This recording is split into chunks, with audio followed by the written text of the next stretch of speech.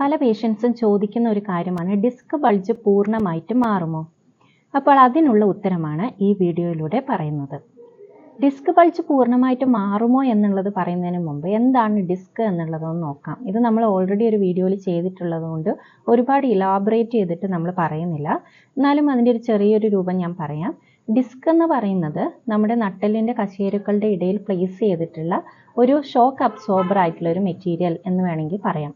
അപ്പോൾ ഇതെന്ന് പറയുന്നത് ഒരു ജെല്ലി ടൈപ്പ്, കുറച്ച് കൂടുതലും വെള്ളം നിറഞ്ഞിട്ടുള്ള ജെല്ലി ടൈപ്പ് ആയിട്ടുള്ള ഒരു സാക്ക് ലൈക്ക് സ്ട്രക്ചറാണ് ഈ ഡിസ്ക് എന്ന് പറയുന്നത്. അപ്പോൾ എപ്പോഴാണ് ഡിസ്ക് ബൾജ് ആവുന്നത്? ഇപ്പോൾ ഡിസ്ക് ബൾജ് ആവുന്നത് പല ആൾക്കാരും MRI എടുത്തിട്ട് അയ്യോ എൻ്റെ ഡിസ്ക് ബൾജായി എന്ന് പറഞ്ഞ് ടെൻഷൻ അടിച്ച് വരാറുണ്ട്. പക്ഷേ അങ്ങനെ ടെൻഷൻ അടിക്കേണ്ട ഒരു കാര്യമാണോ ഈ ഡിസ്ക് ബൾജ്? അതാണ് നമ്മൾ പറയുന്നത്. അപ്പോൾ ഡിസ്ക് എപ്പോഴാണ് ബൾജ് ആവുന്നത്?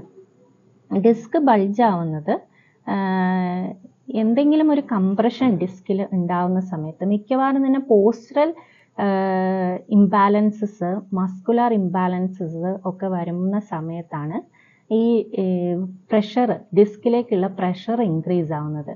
അപ്പോൾ അങ്ങനെ പ്രഷർ ഇൻക്രീസ് ആവുകയും ഇപ്പം നമ്മളൊരു ബലൂൺ എടുക്കുകയാണെങ്കിൽ അതിൻ്റെ മുകളിൽ പ്രഷർ ഇൻക്രീസ് ചെയ്ത് അത് ഏതെങ്കിലും ഒരു വശത്തേക്ക് അതിങ്ങനെ വീർത്ത് വരും, പ്രസ് ചെയ്ത് കഴിഞ്ഞാൽ വീർത്ത് വരും. അതുപോലെ തന്നെയാണ് ഇപ്പോൾ ഡിസ്കിൻ്റെ ഏതെങ്കിലും ഒരു ഭാഗത്ത് പ്രഷർ ഇൻക്രീസ് ചെയ്താൽ അത് മറ്റൊരു ഭാഗത്തു കൂടെ അത് പുറത്തേക്ക് തള്ളി വരും. അപ്പോൾ ഇങ്ങനെ തള്ളി വരുന്ന ഈ ഡിസ്ക് എപ്പോഴാണോ സുഷുമ്നാ നാഡിയിലേക്ക് തട്ടുക, അതല്ലെങ്കിൽ സുഷുമ്നാ നാഡിയിൽ നിന്ന് പുറപ്പെടുന്ന മറ്റ് നെർവ് റൂട്ട്സിലേക്കൊക്കെ ടച്ച് ചെയ്യുന്ന ആ സമയത്താണ് ശരിക്കും നമുക്ക് പെയിൻ ഉണ്ടാവുന്നത്.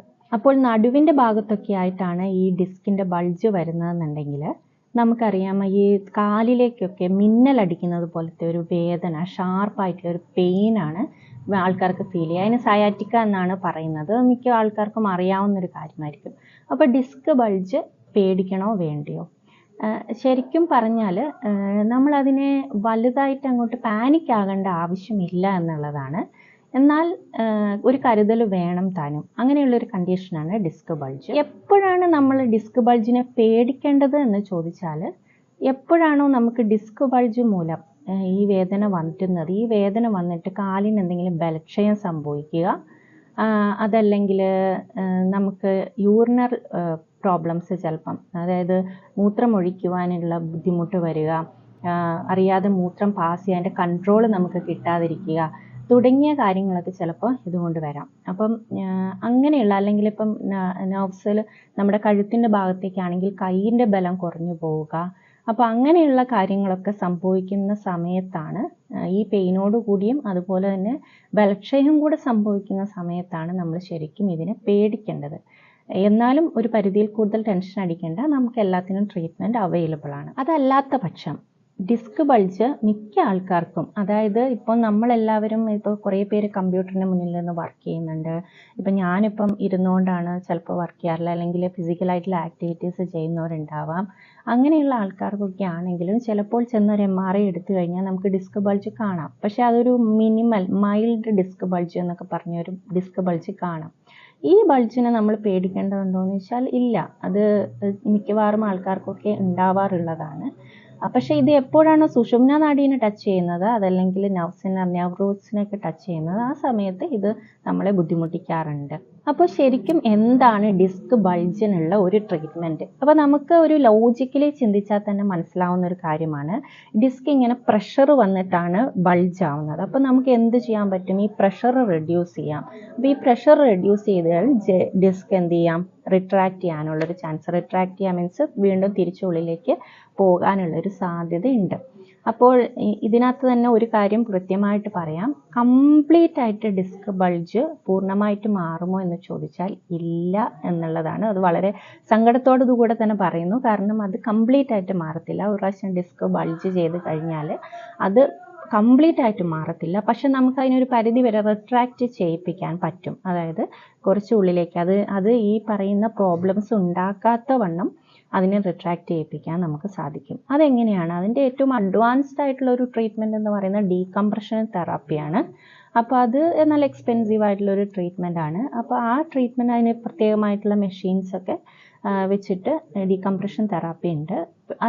പക്ഷേ അതുപോലെ തന്നെ അതിനേക്കാളും ഒരുപക്ഷെ ഇഫക്റ്റീവ് ആയിട്ടുള്ള ട്രീറ്റ്മെൻറ്റാണ് മാനുവൽ തെറാപ്പി എന്ന് പറയുന്നത്. ഇപ്പോൾ ഫിസിയോതെറാപ്പിസ്റ്റ് മാനുവലായിട്ട് നിങ്ങൾക്ക് പ്രിസ്ക്രൈബ് ചെയ്യുന്ന കസ്റ്റമൈസ്ഡ് ആയിട്ടുള്ള എക്സസൈസുകളിലൂടെയൊക്കെ നിങ്ങൾക്ക് ഈ പെയിൻ വളരെ എഫക്റ്റീവായിട്ട് കുറയ്ക്കാൻ പറ്റും. ഇതിന് സെൻട്രലൈസേഷൻ തെറാപ്യൂട്ടിക് എക്സസൈസ് എന്നാണ് പറയുന്നത്. അതായത് നമ്മളിപ്പോൾ സയാറ്റിക്ക പോലുള്ളൊരു കണ്ടീഷൻ ആണെങ്കിൽ നമ്മൾ കാലിലേക്ക് പടർന്നു തുടങ്ങും ഈ വേദന. അപ്പോൾ ഈ കാലിലേക്ക് പടർന്നു തുടങ്ങുന്ന വേദനയെ പതുക്കെ നടുവിലേക്ക് കാലിലെ വേദന കുറഞ്ഞിട്ട് നടുവിൽ വേദനയാകുന്ന സെൻട്രലൈസേഷൻ സംഭവിക്കും പെയിനിന്. നടുവിലേക്കുള്ള വേദന മാത്രമായിട്ട് അത് മാറുകയും പിന്നീട് നടുവിലെ വേദന നമ്മൾ ചികിത്സിച്ച് അങ്ങനെ ആ വേദനയും പൂർണ്ണമായിട്ട് മാറുകയുമാണ് ഈ സെൻട്രലൈസേഷൻ തെറാപ്യൂട്ടിക് തെറാപ്പിയിലൂടെയൊക്കെ നമ്മൾ അർത്ഥമാക്കുന്നത്. അപ്പോൾ നിങ്ങൾക്ക് ഇതിലൂടെ തന്നെ മനസ്സിലാവുന്ന ഒരു കാര്യമാണ്, ഡിസ്കിൻ്റെ ബൾജ് ഉണ്ടായിക്കഴിഞ്ഞാൽ ശരീരത്തിന് പുറമേ എന്തെങ്കിലും ഒരു ലേപനം പുരട്ടിയിട്ടോ അതല്ലെങ്കിൽ നിങ്ങൾ മെഡിസിൻ കഴിച്ചിട്ടോ ഈ ബൾജ് ഇല്ലാതാവുന്നില്ല. അത് അവിടെ പോയിട്ട് ഒരു ആക്ടിവിറ്റിയും ചെയ്യാൻ വേണ്ടിയിട്ട് ഈ മെഡിസിന് സാധിക്കുന്നില്ല.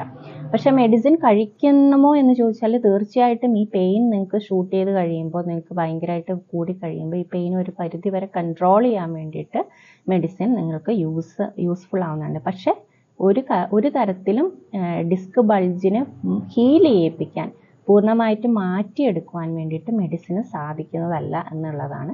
ഏറ്റവും നിങ്ങൾ തെറാപ്പി ചെയ്യുന്ന സമയത്ത്, നിങ്ങളിപ്പോൾ ഫിസിയോതെറാപ്പി ട്രീറ്റ്മെൻറ്റിന് വേണ്ടിയിട്ട് ഈ ഡീകംപ്രഷൻ തെറാപ്പിക്ക് വേണ്ടിയിട്ട് നിങ്ങൾ വരുന്ന സമയത്ത് നിങ്ങൾ ഏറ്റവും നല്ലത് മെഡിസിൻസ് ഒഴിവാക്കിക്കൊണ്ട് തന്നെ ട്രീറ്റ്മെൻറ്റ് എടുക്കുന്നതാണ്. കാരണം എന്നാൽ മാത്രമേ നിങ്ങൾക്ക് ആ വേദന പൂർണ്ണമായിട്ട് മാറിയോ എന്നുള്ളത് മനസ്സിലാക്കുവാൻ സാധിക്കുകയുള്ളൂ.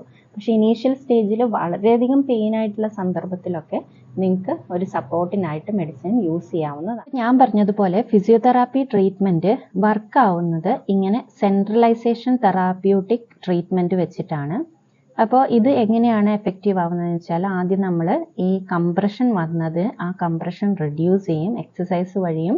ചിലപ്പോൾ പെൽവിക് ട്രാക്ഷനൊക്കെ യൂസ് ചെയ്ത് ഒരു പരിധി വരെ അതും ഹെൽപ്ഫുള്ളാണ്. അപ്പോൾ അതൊക്കെ യൂസ് ചെയ്തിട്ട് നമ്മൾ ഈ കംപ്രഷൻ റെഡ്യൂസ് ചെയ്ത് കഴിയുമ്പോൾ ഈ ഡിസ്ക് റിട്രാക്റ്റ് ചെയ്യും. അപ്പോൾ ഈ ഡിസ്ക് പ്രസ് ആയതിൻ്റെ ഭാഗമായിട്ട് നെർവിനുണ്ടായിട്ടുള്ള നീർക്കെട്ട്, അതിന് സയാറ്റിക് ന്യൂറൈറ്റിസ് എന്നൊക്കെ പറയും.